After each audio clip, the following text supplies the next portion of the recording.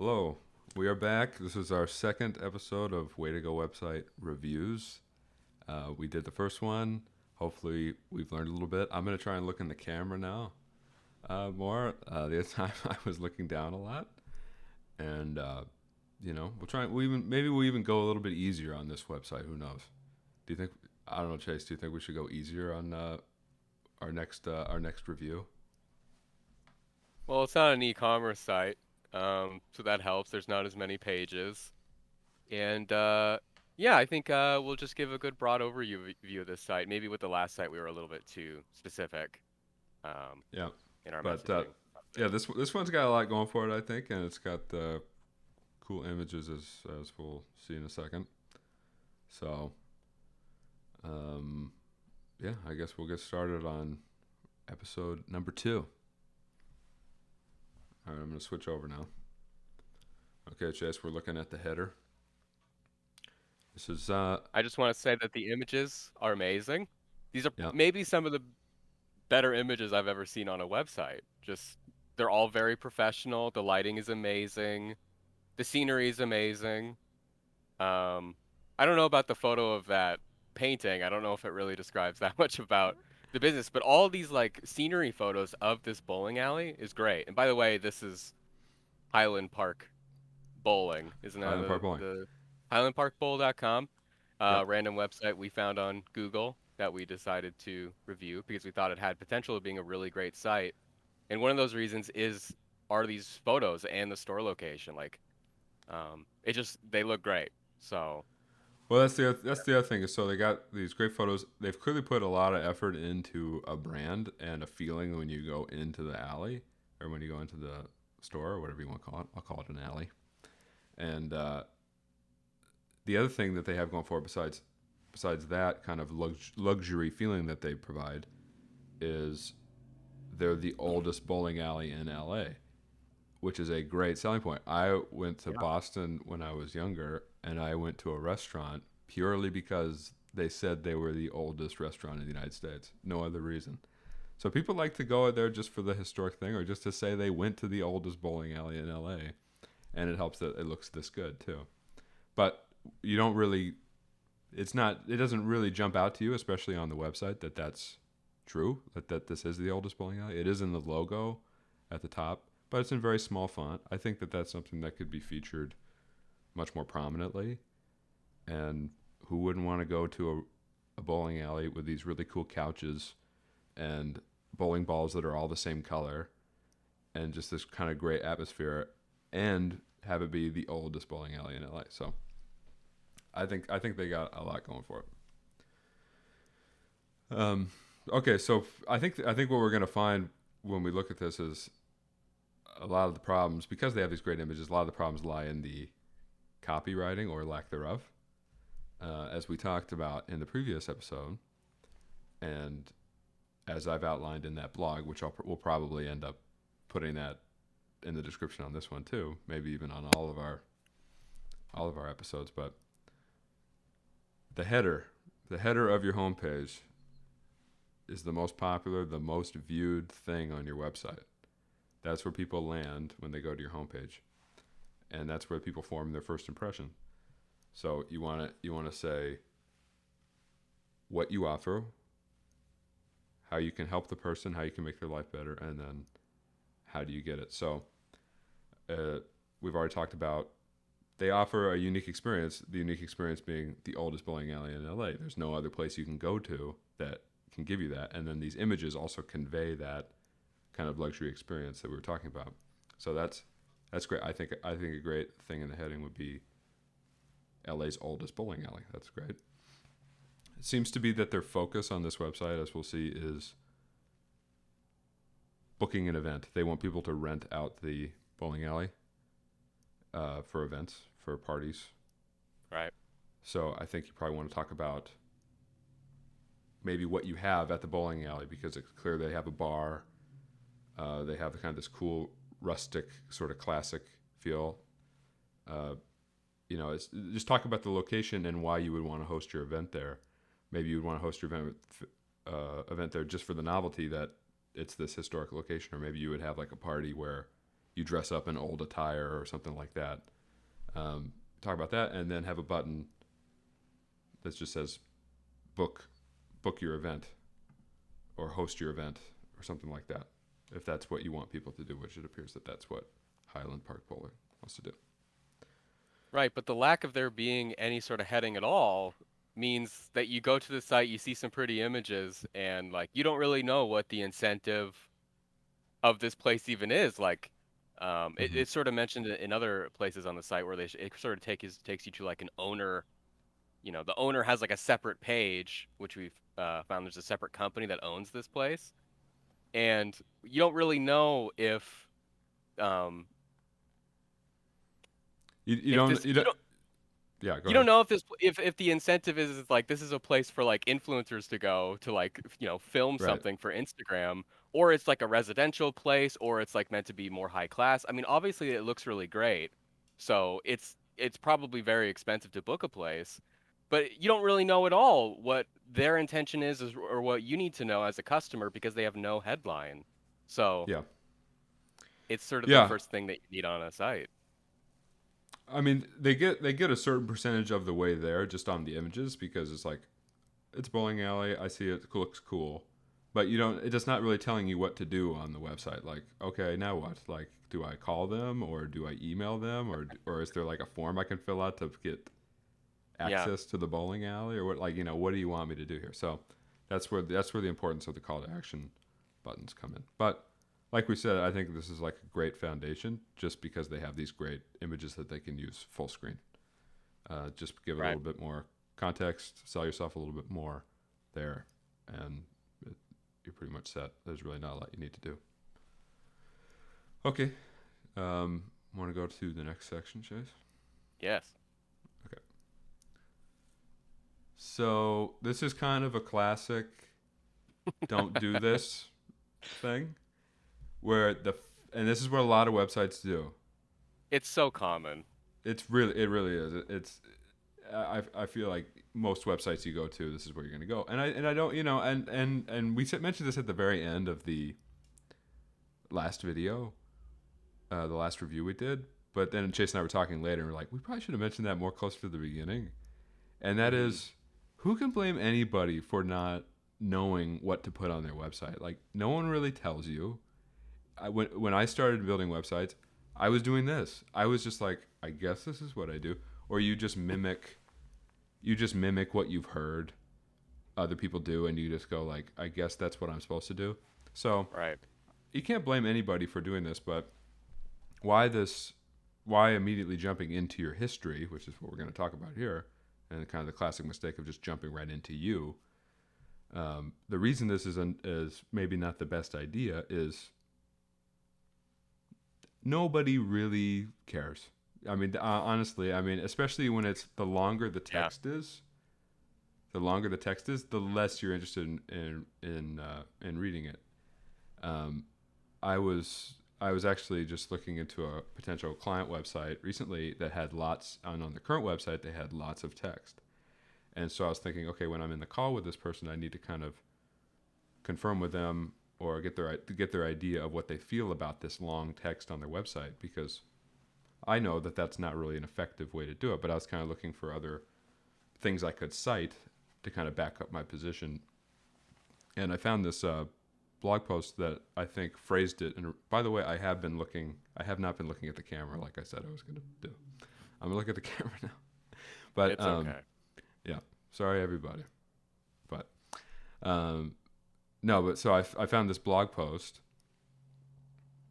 that I think explained it really well, which is it's a cost benefit analysis. When somebody looks at 4 paragraphs of text, they're thinking, how easy is this going to be? They're going, how easy is this going to be to, ugh, how easy will this be to read? And then how much am I going to get out of it? How much work will this be to read, and how much am I going to get out of it? So if it's going to be a lot of work, there better be a lot to get out of it. And when you just show up on a website and you've never really heard of the place before and you don't know anything about it, there's really nothing for you to get out of it, or like there's no real incentive for you to like think. There's no reason for you to think that you're going to get anything out of it because you don't know anything about what they're doing. So it's just too big of a risk for people to spend their time on it, and they'll just skip it. I mean, I say risk like it's like life or death or whatever, but in some small capacity, it's like, am I really going to waste my time on this when I have no idea even what they do really, or who they're, if this is even for me, if I'm even supposed to be reading this. But Chase brought up an interesting point just a little while ago before we started recording, where if there was a place that could get away with this, maybe this is the place. Because their selling point is that they're historical, that they're old, that they have history, that all these couches are from the 60s or whatever. So, like there's some sort of an incentive through its history to be interested in it. Yeah. But the reality is with most sites that even this vintage site possibly is that, people are looking for a bowling alley. They found it on Google. And so they're just looking at like, oh, what hours are they open? How much is it? Or how much is it to book an appointment? What's their phone number? Like people are immediately probably more interested in those details than immediately, trying to look up the history of this place. So most people maybe even look at this place are looking at them on their phone. And I'm guessing that like this section like goes into like a separate section underneath so that maybe the phone and contact information is above or below, but the Pro- history, regardless of whether or not you're looking on mobile or desktop, just isn't as important to show on the home page. Like it almost needs to have its own section at the yeah. bottom of the page, or just be on a completely different page where people who want that information can actively seek it out.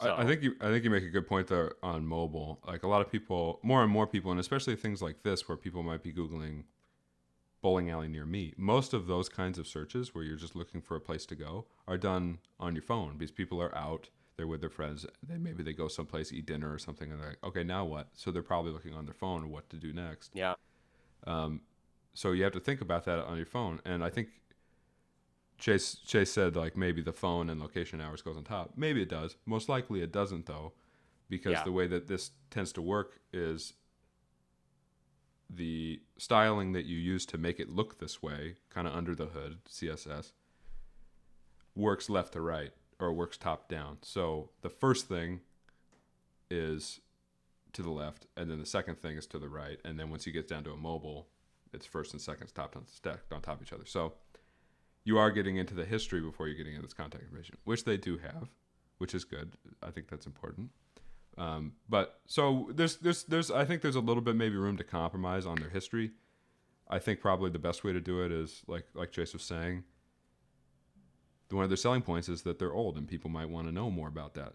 So I think maybe you just have a single row with not a lot of text on it. That's more of a call to action row that sort of teases the history and then forwards you off to an about page. So you could say, established in 1927, Highland Park Bowl has been a historic location in LA for over 100 years or something like that. I don't think they're 100 years old, but they're almost 100 years old. Something like that, and then have a button learn more if you want that. And then that would go over to an about page. And that cleans this up a lot. If people are interested in your history, they're going to seek it out. They're going to see the about page and they go, I would like to know about this bowling alley. It's not necessarily relevant to your common customer experience, though. Like Chase was saying, they want to see the location, they want to see the phone, they want to see the hours. And because of that, because they want to see the phone, they want to see the location and the hours, you probably want to bring a little that information up closer to the top. Commonly, what I'll see on in a place like this that really wants foot traffic and people in their actual store, they'll put the phone number up in a banner at the very top of the website. Phone number, and then the address that maybe links out to Google Maps. Just make that prominent. You want people in your store, most likely. I mean, you want people in your bowling alley, most likely. That's kind of the goal, is to generate business in that way. So put that at the very top. You want people making that decision to go there quick. And then maybe you could have a section made just below the header that describes the hours, or maybe you could even put the hours in the header underneath the subhead or underneath the heading if you don't have a subhead. Just kind of bring that more relevant information, that quick information that people are looking for when they're out with their friends and looking for what to do next. Bring that information to the top. Make it easy for people to find. Otherwise, they'll just bounce. They'll say like, oh, I can't figure it out, and then they'll just leave. They only give you 15 seconds, you know. So you just bring that information to the top, and you'd probably retain a lot more users and maybe get more business. Yeah, and it's like with all this text that's in this section, it's like somebody goes to this site, it doesn't have a header, but maybe I'll give them the benefit of the doubt, maybe they forgot to put one or something like that. But if you have a bad header or no header on this site, and then you scroll down and then you see just this wall of text, I mean, like you know, you especially want to leave this site because now you have to Right. read all this stuff to even figure out what this place even is, or what can I get out of it. So when you start with your our history, you're more flaunting yourself as a business than you are focusing on the customers that want to seek value from this place. Instead, you're not telling the selling point of why you should come here as much as you're just like, well, we're awesome, we're Right. great. You need to Yeah. come check us out. So it's sort of through building a brand story, the sort of the framework that we use from Donald Miller. It's more focused on the customer than it is focusing about the business because you don't want to listen to a business constantly talk about themselves. You want to hear what's the value that I can get from you guys, which is it's important for the business to act as the guide to the customer, especially in this instance where you were just talking about the history first and foremost. You're not focusing on what value you can seek out to the customer. So that's kind of a problem. Yeah. And then over time, in some cases, if you've been a real resource to your customer or something that the customer really appreciates, they'll seek out the information about you. Then they'll want to know more about you because you've helped them.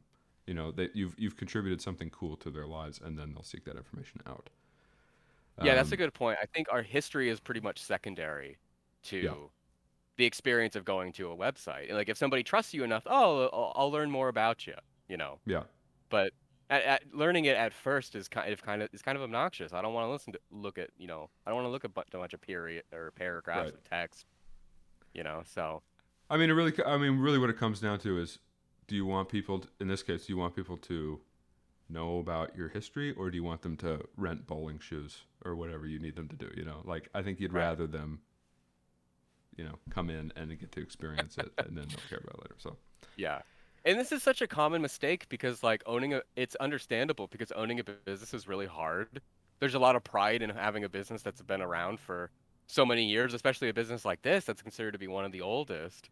So it's difficult to sort of focus it in terms of the customer when you're like, well, we have a great business. We've been around for so long, and well, yeah, not every person is going to know everything about your business. So it's kind of a risk to just only focus on just long text that has to deal with, your brand or your company. So yep. it's understandable why businesses do it. So I think typically what you would see here, and it goes into showing the experience that you offer and the value that you can provide to people, the way that you can make. I mean, really, what it comes down to is that you're trying to make their evening, their party, their experience with their friends, their family more fun. And the way I think you start to do that, according to Story Brand and Donald Miller, and then that blog post I wrote, which takes a lot of the concepts from that book, is you do the header, you talk about what the value you provide or what you offer, how it'll help people, and then how to get it. And then the next thing you talk about is the problem that you've set out to solve. So contrasting yourself, in this case, contrasting yourself with the other alternative and using that as an opportunity to show why it's so valuable to be in business with Highland Park Bowling, or to show up and bowl there. So I think Chase and I were talking about it, and there's probably a lot of ways you can go about it.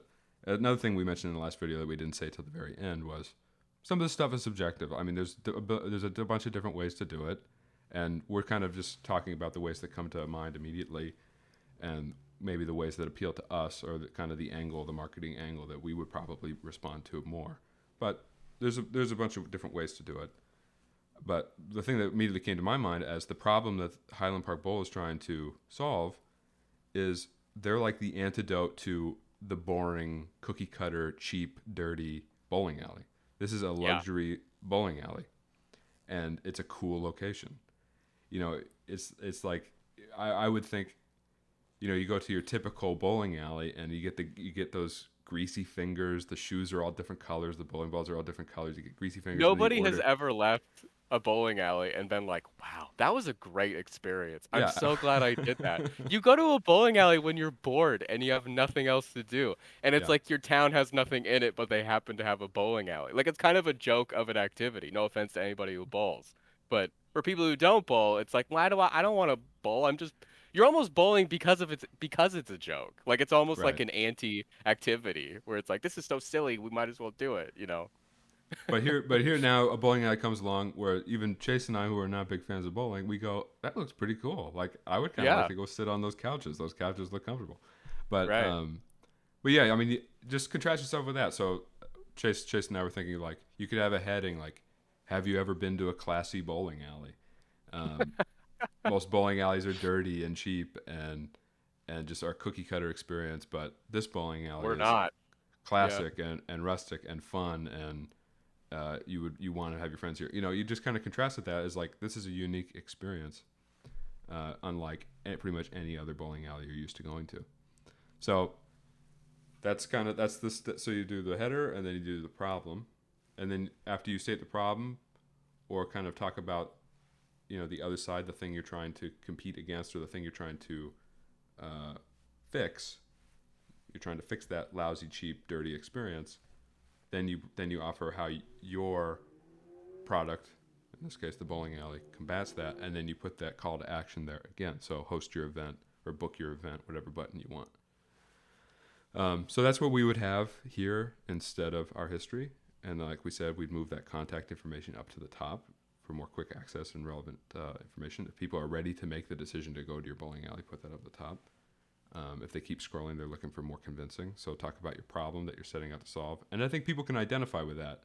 I think especially, a city kind of young audience, they're going like, I don't want to go to like, if like someone, like we'll say someone in their early 20s or something like that, they're immediately thinking of that cheap bowling alley they grew up in. And they're like, I don't want to go there.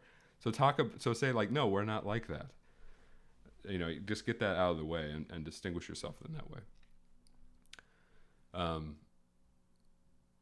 So then the next, anything else you want to say there, Chess? No, I think we're good on that. Okay. Um, so the next section that you would have in story brand is the value section. So you kind of underline, yeah, you get uh, bowling. You get a night of bowling, obviously.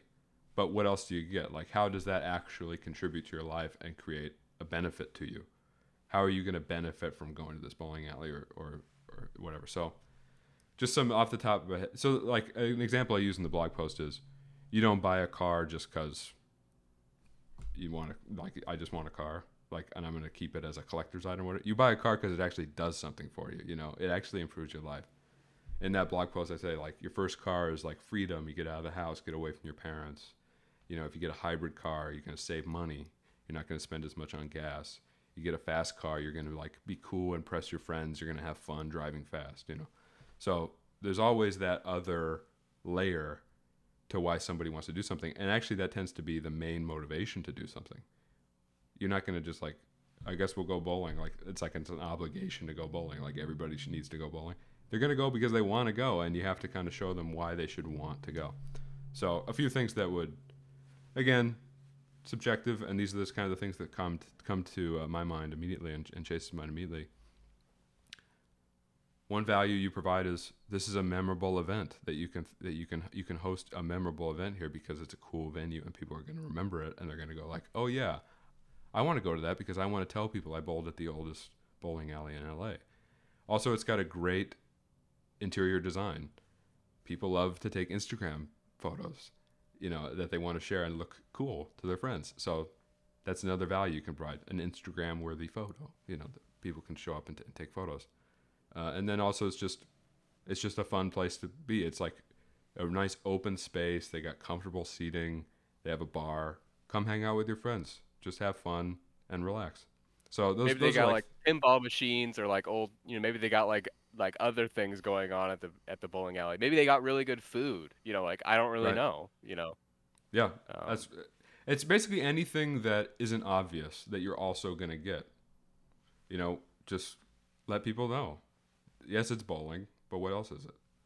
Because just Yeah. everything you list in your value section makes going there that much more valuable. If you don't list it there, no one's gonna know. They're just gonna think, oh, I guess you just go bowl and sit down. Like they don't know about the bar. And thanks to the photos, they know about like the cool venue.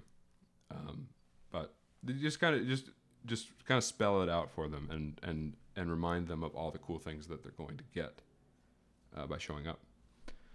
So that's a quick section. Anything else? I think that's probably good unless you have something Yeah, I else, think we're Chase. good. Okay. Um, so should we get into? So I mean, next typically you would have the proof. Do you think we should talk about that other stuff first, though? Um, I think yeah, maybe we should. yeah, So down yeah, we further should. on this website, they also have prices. So just if you want to show up and bowl, All right. Mm-hmm. it's relevant information. That's definitely something that's might be on people's minds. Like, yeah, that's cool. That's where it is. It's like near us. It's open now. But how much does it cost? So they have this image here. It does kind of stick out in a way because it doesn't really fit the format of the site. It's Yeah, it's cool an looking. image that's separate. It's just separate from the site, just an image that's sort of pasted there. So I think it's better. I mean, the image it still adds a lot. I mean, it's a cool, really cool design. It's an image that you added, but it's better if you can integrate that image into the website as opposed to just having like a separate image. So, you can see that like in this image, there's a lot of fun like little designs that could be present all throughout the site. See, like if in the corners of, sort of bordering the shape that goes around, um, uh, the hourly lane rates, Yeah. square. There's like cool little flourishes of designs that could be present on the site. There's sort of like they add like textured like to the lines as if they're drawn. There's different types of font that are everywhere that are really fun and they look classy and vintage. But if you look at the font that's all over the rest of the site, they don't use that font. Instead, they sort of use like a more boring like sans serif. But if you just change that font and you make it like the Wednesday Thursday font, like in this image, it would just look so much more interesting. Like the font would have more character to match this. So either you dumb this down or you improve the rest of the site, which I think you should do. Yeah, So it's great. I think. I mean, so this type of design looks great. Clearly, they did it in an image, probably just as a resource. Maybe they use it in print as well, but they right. decided to put it on the website. I'm sure because it looks great and it looks better than they could do it on the site. Um, because this would be a pain probably to recreate on the site. I think that they use Squarespace. So working in Yeah. Squarespace, you don't really get a lot of customization options. And then if you want to do something really custom, especially in Squarespace, you're going to have to hire somebody. And probably just in general, you're going to have to hire somebody to do something like this on a website. So, but I will mention that. So, like the websites that we do at Way to Go, we use Webflow. It's still got a bit of a learning curve. It's not necessarily on par with something like Squarespace or Wix in terms of ease of use, but things like this, layouts like this, putting fancy borders and positioning stuff just so, and changing fonts and changing spacing and all of this stuff is a lot more customizable, a lot more under control than it would be in Squarespace. So unfortunately, I think on a site like this, and I'm just assuming they're Squarespace. I bet yeah, I'm pretty confident it's a Squarespace site, but it's probably not gonna. You're gonna have to stick to something simple, which isn't necessarily the worst thing, but maybe it's not as cool as it could be. Yeah. But this, yeah, I think that this is information that should come further up on the page. I also feel like it's kind of jammed with lots of text, and maybe the layout could be done a little bit differently. That would be a little easier to read. Maybe it's like aesthetically very cool to Yeah. look at, but it's jammed with a lot of text, and there's a lot of like clauses and things like 1 to 6 guests, 8 guests maximum, reservations available at $20. Inquire at desk about booking. So, um, and I wonder if this is. It's also not okay. So you rent a lane. One lane? Yeah.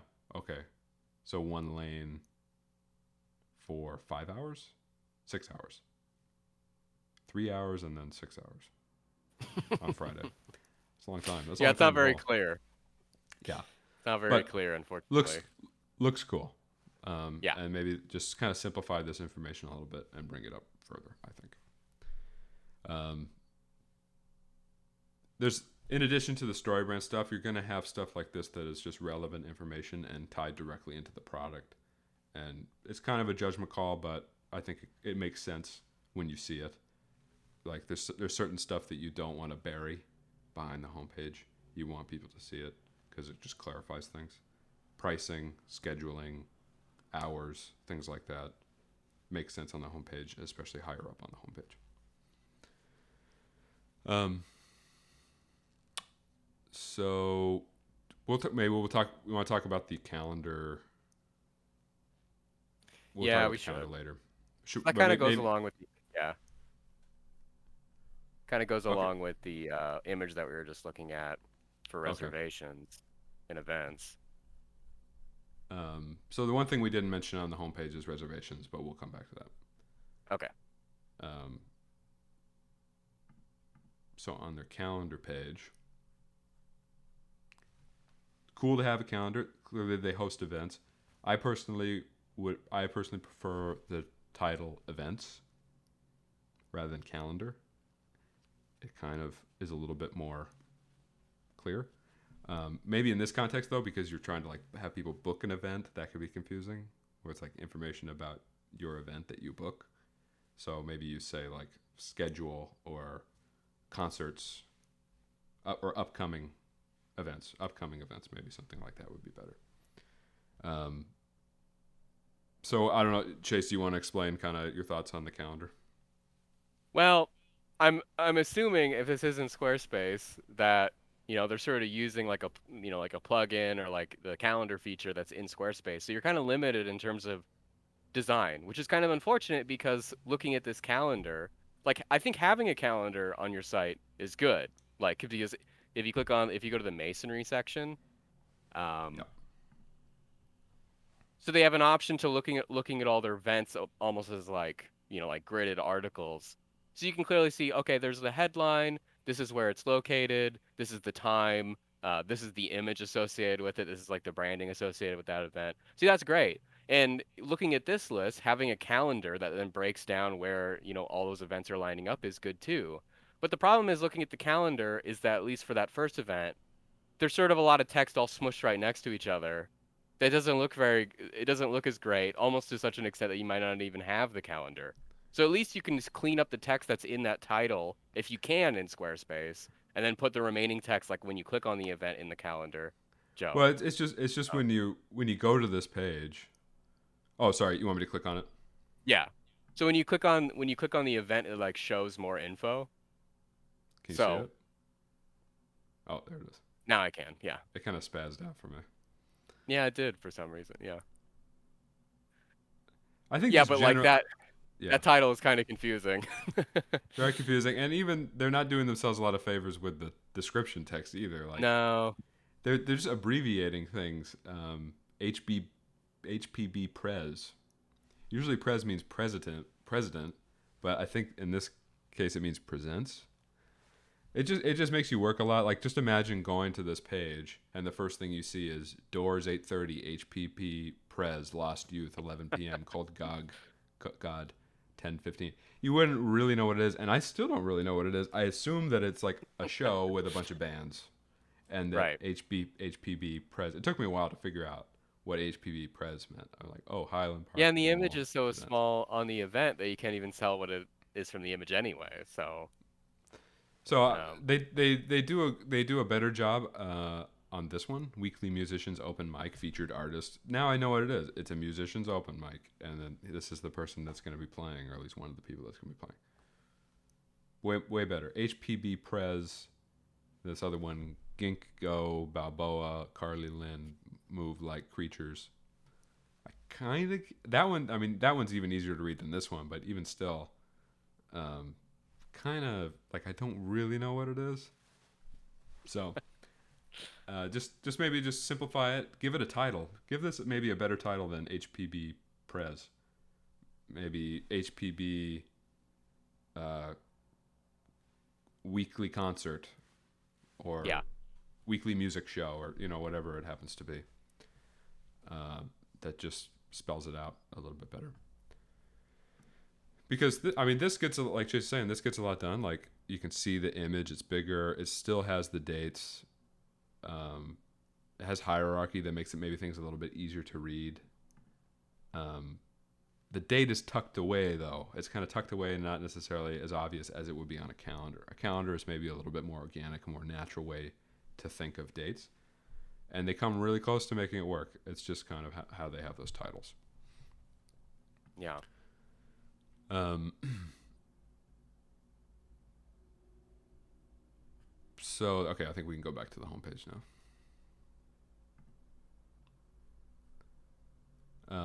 All right, so they have reservations. This is their main thing. Personally, I would have this as a separate page, your reservations page, and then when you have host your event or book your event, click that button. It takes you to the form. Here. Keeps it organized, keeps things uncluttered, and you're also using those buttons everywhere, directing people to that page.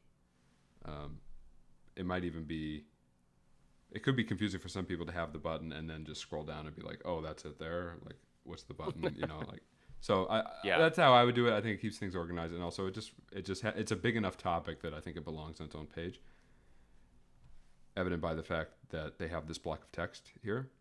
I can imagine a reservations page where this text is on the left and the form is on the right. You get everything explained. It fits in the page nicely, all clean and organized.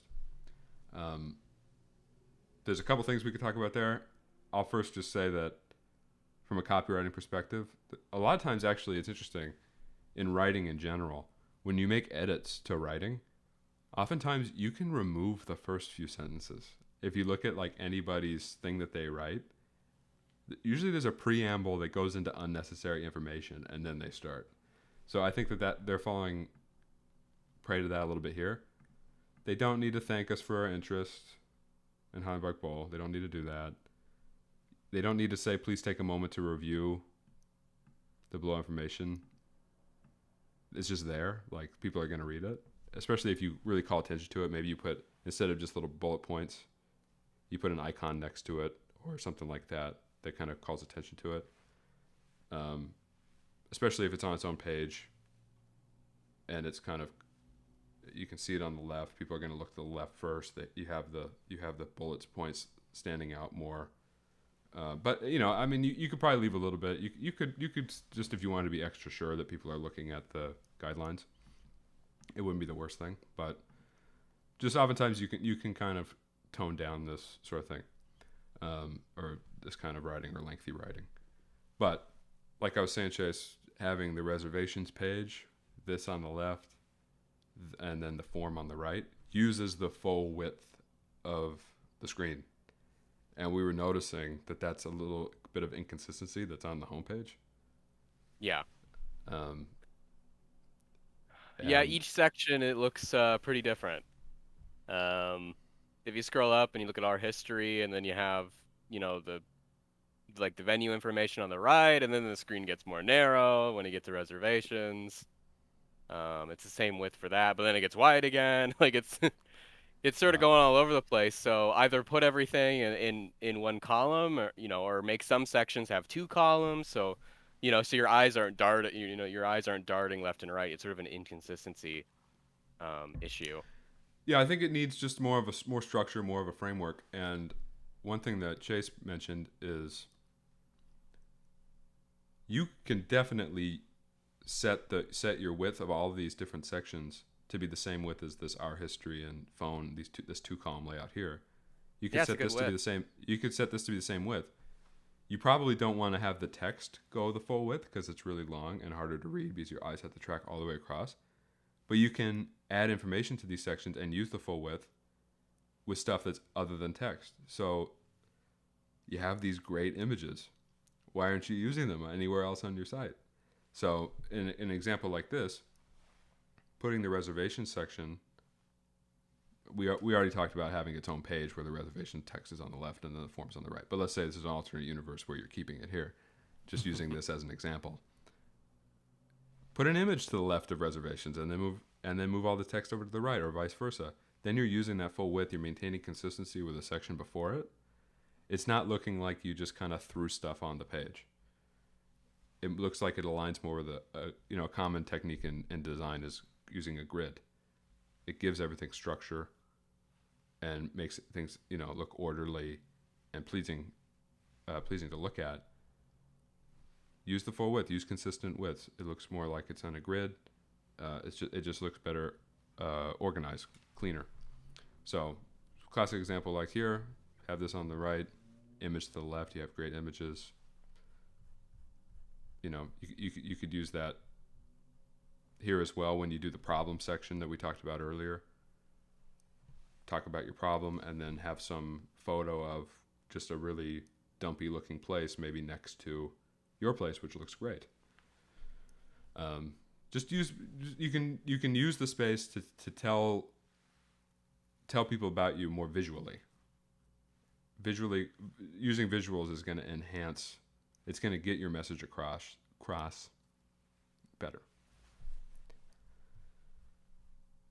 You would agree with that, right, Chase? Absolutely, I would agree with that. As a graphic designer, we need visuals. And so on this site, there's so much. It's this all-consuming void of black in the background, with great images at the top that again should be spread throughout the rest of the site. Yep. Do we want to talk about the proof section next? Yeah, we can talk about that. So that's an easy one. So continuing with our story brand and continuing with that blog I wrote. So we talked about the header, then the problem section, then the value section, the next section. Well, we're going to interrupt the flow with pricing and things like, relevant information like that. And then we would move on to the proof section, which is basically, okay, you've said that this is a great event, that you said this is really cool place to be, but are like people actually going here and experiencing it? Are these images misleading? You want to have some way of backing up what you're saying. It makes the experience more real and more like, okay, these other people are enjoying it and I can see it. I know that this is going to be fun. So there's a bunch of things you can do. I think the ones that are most relevant here, if you have a video of an event where people are like bowling and having fun and high-fiving and getting strikes or whatever, put a video of people bowling here. That's a great way to say, like, see, this is like a great experience and look how much fun they're having. You could even do a gallery of images that's very similar. They have this little section here. For press inquiries, please email blah, blah, blah. Making me think that there's probably a lot of blogs or news sites or something that reach out to them and do some kind of story on LA's oldest bowling alley. Any articles that have been written, any videos that have been made that mention you, put them here. Say like, oh, we were featured in LA Weekly, or I don't even know what the publications are in LA, but whatever local publications you've been in, feature that. Like, then people go like, oh, this is like a well-known kind of famous place. Makes people want to stop in. And then the other simple one is just have testimonials. Like if somebody hosted an event there, get their opinion and like review of how it was and how much they enjoyed it, and then feature those there. And you don't have to pick one of these. You could use multiple of these. Anything that reinforces your credibility belongs on the homepage. Yeah, and I noticed like all the photos that are in the header are amazing and they're fantastic, but they don't feature any people. And I guess it's fine they don't feature any people, but like there's nobody like using the venue and like, bowling or cuz looking at these photos like it's a beautiful venue and everything, but like as far as I know, you can just go and you can take some cool photos like these. Like what are you Right. going to be doing? What's the atmosphere like, I Yeah. want to see people having fun. I want to see people enjoying themselves at this place. I think that's a good point. I mean, sometimes I think especially for people that are more design oriented, sometimes it can come off a little cheesy or whatever. But it's proven that ads perform better or things like this, marketing things like this perform better if you have a smiling, happy, satisfied person featured there. It Yeah. just works better because it communicates that successful outcome. But it doesn't have to be cheesy. Like, it doesn't have to be some stock photo of some guy at the bowling alley giving the thumbs up. It could be just people just having fun, high fiving, whatever it is. Yeah, Real just film a photos, guy not throwing a ball. perfect. That's all you need. That's all you need. Um, okay, And so smiling. that's the proof. The other section is the process section. I personally am a big fan of the process section. I think some people think it's redundant maybe sometimes because it's like, yeah, I know how to bowl or whatever, or like if it was some restaurant, it's like, yeah, I know how to order food, but they don't know 100% what it's like. And even if it is a dead simple process you have to do business with somebody, having the process there reinforces this is really simple, which isn't Yeah. a bad thing to have. So you could have a section. So the process section is basically where you go step 1, 2, 3. First you do this, then you do this, then you do that. I think you could have a heading that's just like host your event here. It's easy, it's simple, and then you just go step 1, fill out the reservation form, and then you can have a button or a link that goes straight to that reservation form page. Again, even though you have the buttons all over the place on your homepage. And then step 2, we'll confirm your reservation in 3 to 4 days. So people kind of know, like, oh, okay, so I have to wait a little bit to hear back from them. And that way, though, after 1 day or 2 days of not hearing from them, they'll go like, why? They won't have that kind of nagging thought like, why haven't I heard back from them? Because you told them it'll be 3 to 4 days. And then number 3, you're all set. We'll have fun. Whatever. It's like then you're approved. You can have your event. Just bring your friends.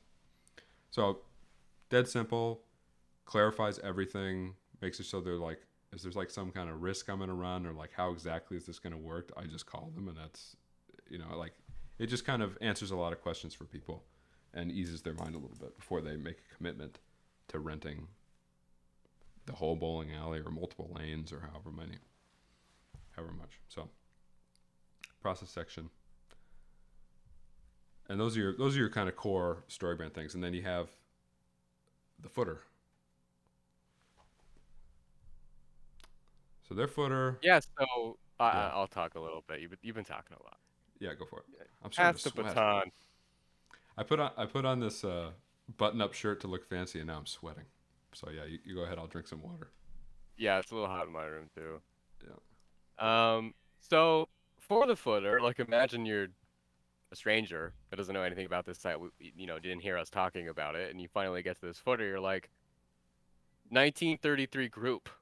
And you're like, what is that? And you're like, you don't know what that is. And then you click on it, and it takes you to like the separate like company web, like the whole different site that's not even associated with the bowling alley. But we're assuming that like, oh, like this company owns this location. So, oh, I guess that's cool, but it's not really helpful for somebody who is a customer wanting to book a reservation here. So a lot of the nav links that should be featured here that were above or added nav links like for reservations and whatnot aren't featured in this footer. So they should be added to this footer. They should help with the navigation of your site so that when somebody scrolls down to the bottom of the site, they at least have somewhere to go instead of just being like, "Oh, I guess I'm done," and then they decide to leave. Um, Yeah, I mean, another thing, I think this is a great spot to reinforce some of that contact information. If people, for whatever reason, missed it when they were up at the top of the page and scrolled by that banner, they're going to see it again here. A lot of people actually engage with the footer. It's surprising when I look at analytics or if I have a newsletter form at the bottom on the footer. It gets filled out a lot. It's probably one of the most popular sites, one of the most popular forms. A newsletter form in the footer is one of the most popular forms on a website. So people will engage with it, and it's just kind of that nice refresher opportunity to refresh. This is where we're located. This is where you can call us, and these are our hours. Great thing to put in the footer. Also, social media, as we talked about in the previous episode too, which they've done here. Anything else we want to mention about the footer? oh yeah, and then you mentioned they have an employment section, I think, in the nav at the top. Yeah, That could probably be thrown in the footer, maybe. that's where It balances typically. out with the 3 links on both sides, but I don't know how important employment is, but yeah, you could keep it. I don't know. Well, I think they could probably stand to simplify the nav a little bit. There's another problem with the nav. I just realized. I don't know It's if you got that. symmetrical. No, it's good that it's symmetrical, but one of the problem I realized is when that one photo came up, it totally hides the whole navigation because it doesn't It hides contrast the at text. all. I think Was it's that the the next. painting image, or what image No, it was was that? I don't. It was one. There was like a light. It might be the next one or the one after that. Let's see if this is it. No, it's probably the Yeah, so next one. that's another. We've been kind of bouncing between copy and graphic design, and most for this site, most of the criticisms have to do with copy. That there needs to be more organization with the text. But a graphic design criticism is that the body font and There, much of that's the that one. text on this can't even see it. It totally Can't see it. blends in. Yeah. Yeah, most of the body font and text on this site, it's really thin. Like it's not very heavy. Like the thickness of the font is really low. Like if you scroll down a little bit, Joe, and we look at some of that body font, like it's really difficult to see. It's really difficult to read. There's not a lot of contrast between the background. Like it's a really bright color. It's sort of this bright, sort of muted yellow, which I think is great, but it's a little bit difficult to read. Like I'm looking at this as through a screen share on Joe's screen, and I can barely read it. My screen isn't that much smaller. So I think making that just a little bit thicker would probably really help with the readability on the site, especially if you're an older person and you look at this site. I mean, you got to Yeah. put on your reading glasses if you don't, if you Hmm. want to be able to read this. So yeah, I think make the text just a little thicker. Yeah, I agree. I mean, actually, whenever I can or whenever I think it works, which actually is in most cases, I try and bump body body text up to 18 pixels. Um, and a lot of fonts, it just kind of gives this. It kind of gives this kind of feeling of this is very readable, and there's kind of an airy kind of there's like a lot of white space typically. Like you can expand the line height and I don't know, just something about it makes it more readable and just having bigger. And then it also puts my mind at ease, thinking, like you just said, if an older person for whatever reason is looking at the site, I know that they're going to be able to read it. A lot of places, especially luxury places, for whatever reason, have gotten in the habit of doing really small text. Um, Sometimes it can look good, but I think oftentimes it just makes things more difficult. Like you're saying, just harder Yeah. to read. Um, yeah, are there any other design specific? Oh yeah. So they use a black color as the main background all throughout the site, but you can like use different colors for the background. Like individual sections could have, a slightly more muted black, like a more of a lighter gray than this really dark. I don't know if this is completely black or a really dark black. It Um, feels like a total true black to me. oh, okay. Yeah, maybe don't do a entirely true black. The site might even look a little more friendly to use if it wasn't just a completely true black. It should be maybe a slightly lighter color. So when you make the different sections different colors, they stand out a little bit more as discernible sections that you can read. Because otherwise, you're just kind of scrolling down into this into this void Yeah. where you don't really know when a section stops and ends, other than you can see that the text is no longer there in each section. So. Sometimes people pull off a website that has one solid background color. It's not easy. It's very difficult. You have to have extremely good design fundamentals, I think, to pull it off. Yeah, I And agree. oftentimes, websites that break their sections up visually are just easier to navigate, easier to skim, easier to discern information from. So that's been my strategy on websites. And there's a way to do it tastefully. A lot of times I'll see websites that are just like white and then kind of a dark gray after that, and it's like, ooh, that's like too much. But even just something really subtle, like Chase is saying, black, and then the next section just a little lighter black, just like slightly lighter. It just gives that visual break, and it communicates to the person reading or visiting your website. Okay, so we're done with that, and then what's next? It rather than having everything run together. Just from a readability and usability perspective, I think it's helpful. And then, like we were talking about before, all these different sections with different widths and things just makes it look like it's just sort of thrown on there, and something that kind of adds that structure and makes it feel like everything has its own place and is organized. Sections really help with that, just visually. So I'm a big And fan of sections. this is already kind of mentioned. It kind of goes along with the copy that we were talking about earlier, but just don't try not to do blocks of text. Like maybe for this history section, it's on the verge of kind of being a little too long. It could probably even be shortened a little bit, but just try to avoid just adding more words than you necessarily need to. So, Hmm. cutting out text so that it's just like really easily digestible, readable lines of just a few sentences is the best for creating a website. Put all this history stuff on a separate page. Like if you scroll down a little bit, I think other sections so yeah, it's a lot more lengthy in text, like this reservation section and um, We talked about that's jammed full of lots of information yeah, and there. this is just there's a lot of information here that isn't not as Yeah. well incorporated. So So yeah, yeah, well, like the thing I mentioned earlier is that cost benefit analysis of um, how much am I going to get out of this versus how hard is it going to be to read, you know. So that's one way of thinking about it. The other way to think about it, and the way that Donald Miller kind of describes it, is mental calories. People don't want to work to find information. You have to be able to bring that information up, and maybe if you even highlight some of that information, like maybe a better heading than our history,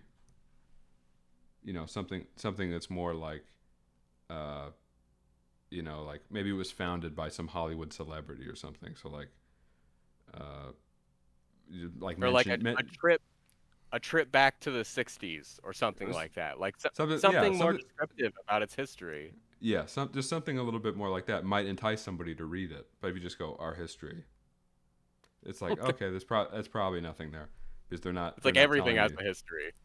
Yeah, yeah, they're not telling me there's anything particularly interesting here. Um, so yeah, mental calories is another way to think about it. Just like people don't want to like work. It feels like work to read 4 paragraphs, especially when you don't know what it is and you don't know what you're going to get out of it. Like for example, like I said, I was kind of looking into this potential new client. They had a lot of great copy on their website, and they had a lot of great selling points for what they were going to do. But I had to read through a paragraph that had like 10, 11 lines, and actually ended up being halfway down the page to see any of the cool things that they had. There was nothing that called it out as special, um, and I guarantee that the vast majority of people go to the website and never saw it. And here all this whole time was this great selling point that no one ever even knew, and they just said, okay, forget it. It might have even been exactly what they were looking for, but just because it was buried 10, 11 lines halfway down the page, that's it. No one's going to do it. So, Yeah, and it's not even that like people are gonna read this text and they're gonna be like, oh, man, I have to read this. No, they just scroll and they they skip it all. It defeats the purpose of your website. Nobody's yep, learning anything. It's like an impatient child like reading a school textbook. They're like, oh, just give me what I need. yep. Um, Anything else we want to say? Yeah, don't do blocks of text, cost benefit analysis, all that stuff. Maybe we could talk about some of the other pages. Yeah. So reservations page we basically covered. So they have a link that just goes right down to this. I think you could be a little bit more economical in the way you lay this out, more condensed, and also just use the full width of the screen. Putting this text over to the left, putting the form over to the right. Have just call to action buttons everywhere. Host your event, reserve your event, reserve the bowling alley, whatever you want it to be. That goes to this page so they can fill out this form. Pricing we talked about. The way that they handle the menu as a PDF, I think there's like really only two options. You have a PDF of your menu or you put the menu on your website. The PDF of the menu looks great. Like they're able to do all this more custom design work that they would not be able to do on their Squarespace site. So I think that's great. The only trouble with doing a PDF site is if you ever have or a PDF menu, if you ever have an update to your menu, then you have to go into Illustrator or whatever, change it, export it, upload it, replace it.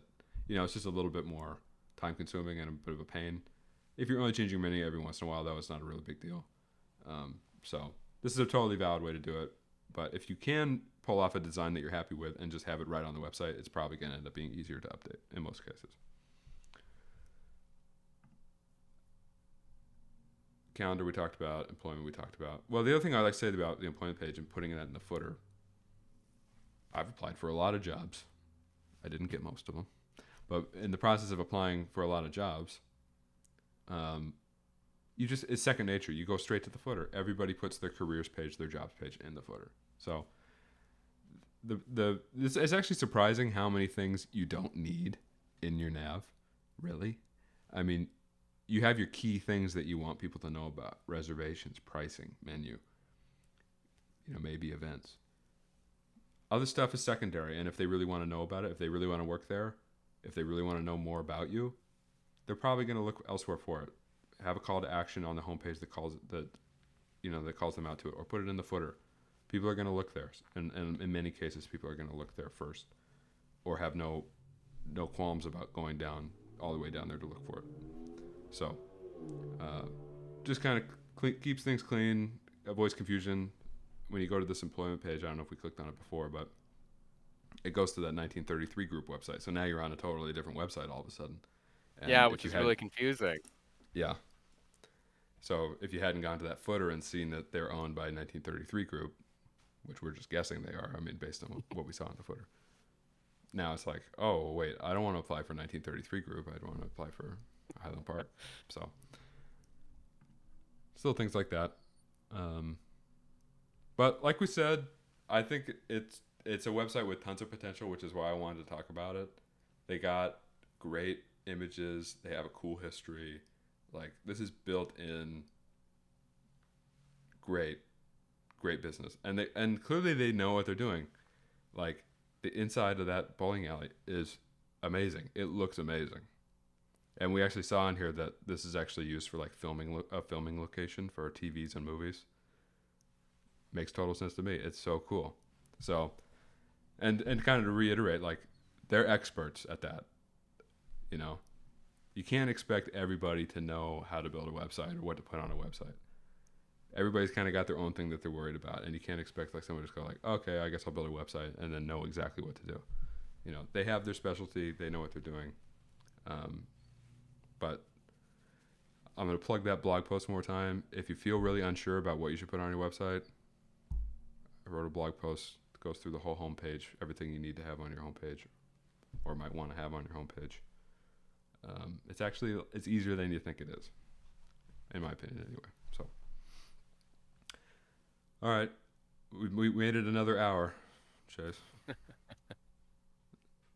We said we were going to be a little bit shorter, but it turns out we were exactly the same. Exactly the same. Okay. We're consistent. That's all that matters. I realized halfway through this that I had downloaded a plugin or an extension for Chrome that would make it so my mouse would be visible on the screencast, and I did not turn it on. So there's always ways to improve. And you know what? I'm looking now directly at the camera. I probably only did 5% of the screencast. I'm not looking at the camera. I know, it's but okay. I don't. But I'm like right here. You're more distant, so I feel like it's less noticeable. So, yeah, maybe. Anyway. I'm wearing glasses too. So there's always things for us to improve on. But I think we've covered everything we want to cover on this site. Yeah, I think so too. Okay, so it's Way to Go website. That's the business I own. I'm a web developer, web designer. Chase is my friend. He's a graphic designer. He's my friend, and he's a graphic designer. And he helps me out a lot with the graphics. So check us out. Check out that blog post. And I think we'll be back for more reviews. Trying to do it once a week. We'll see how it goes. Okay. Signing off. I think we're signing off. Okay.